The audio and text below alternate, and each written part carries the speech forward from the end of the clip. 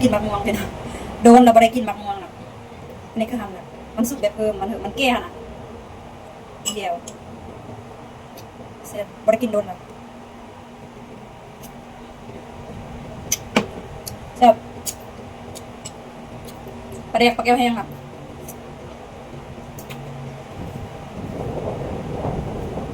พวกแก้วแห้งเจียวแซ่บกินมะม่วงเลยปลาแก้วแห้งค่ะนะอันน้อยๆอันเขาเห็ดอันเขาคั่วใส่น้อยๆค่ะนะน้อยๆเขาทานคั่วอันน่ะจืดใส่น้ำมันนะแห้งๆเอาใส่เด็ดน้ำมันก็ป้อค่ะนะเห็ดเจียวก็แซ่บ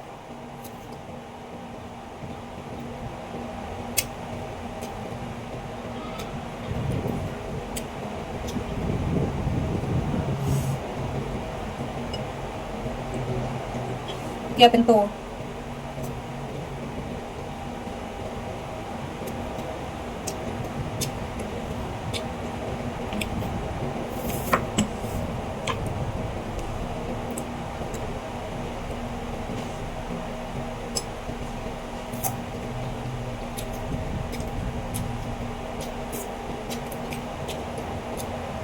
มะม่วงปลูกเองบริสุทธิ์